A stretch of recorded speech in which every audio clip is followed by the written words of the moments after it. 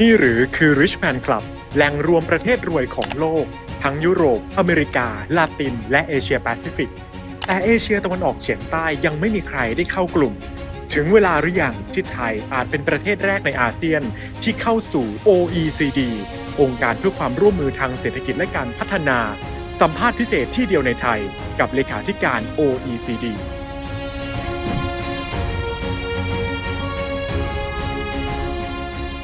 สนับสนุนโดยแชมป์สปิริต True Spirit คิดอย่างแชมป์ทำอย่างแชมป์ So why is it important for Thailand as an emerging country to become an OECD member which is mostly comprises of wealthier nations? Well, Thailand has an aspiration to become an advanced high-income economy by 2037 and we believe that we can continue to support Thailand's structural reform agenda. Over the last several decades, we've worked increasingly closely supporting reforms in Thailand which have helped boost foreign direct investment, which have helped boost growth and indeed export performance and which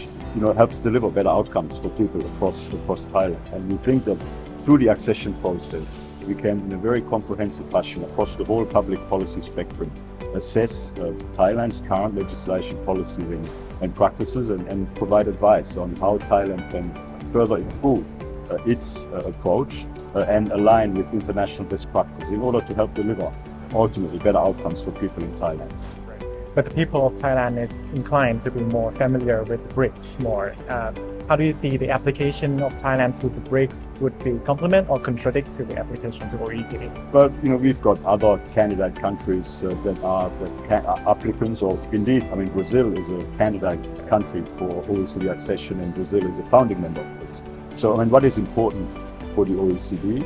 is a country's commitment to align with our standards and best practices, because we believe that OECD standards and best practices help to deliver strong, resilient, sustainable, inclusive growth and ultimately better outcomes, better incomes and living standards for people in our member countries and beyond. And it's an opportunity to work together to tackle some of the shared challenges of our time. What is the key present policy areas that the OECD is focusing on right now,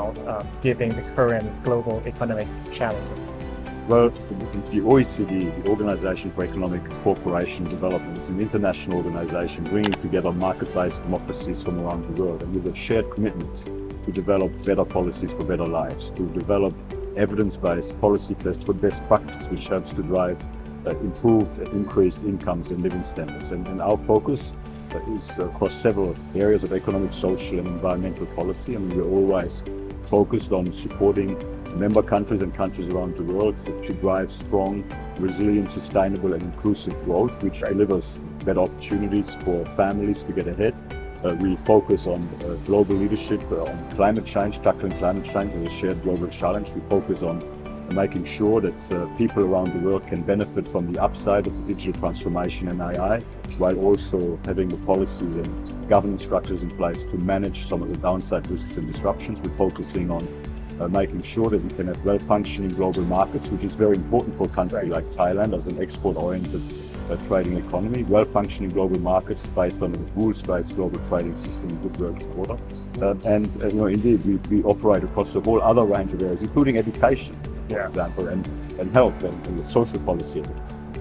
What is the response from the Thai government? Do you see the enthusiasm or the will to cooperate with the OECD? So, the short answer is absolutely. The government in Thailand is very enthusiastic about the process of accession to the OECD and what it can offer to the people of Thailand. And we've had very good meetings here these last few days. I'm here to officially launch the OECD accession process for Thailand. But what is important for its success ultimately is for people right across Thailand to be engaged and interested and supportive of this process. For this to be successful, it's going to be important for it to have broad political support across the political spectrum. My last question is about the destination of Thailand, that a planning policy agency tried to be in OECD within 5 years. Do you see that is too ambitious or is it reasonable? Well, look,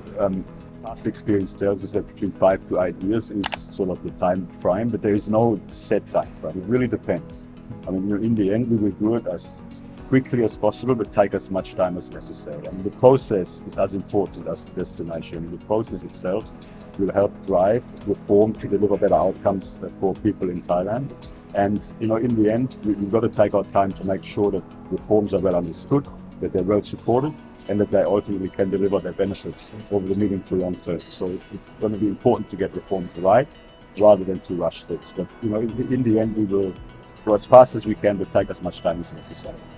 Thank you, sir. Thank you so much. Very good. จึงต้องติดตามหลังจากนี้ว่าส่วนราชการไทยจะปรับปรุงระเบียบกฎเกณฑ์ภายในรวมถึงภาคเอกชนและประชาชนคนไทยจะมีความพร้อมเพียงใด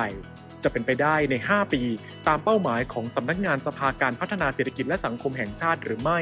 โดยอาศัยการประสานงานกับ OECD ผ่านกระทรวงการต่างประเทศต้องติดตามก้าวสำคัญของไทยบนกรอบความร่วมมือทางเศรษฐกิจที่สำคัญของโลกนี้ต่อไป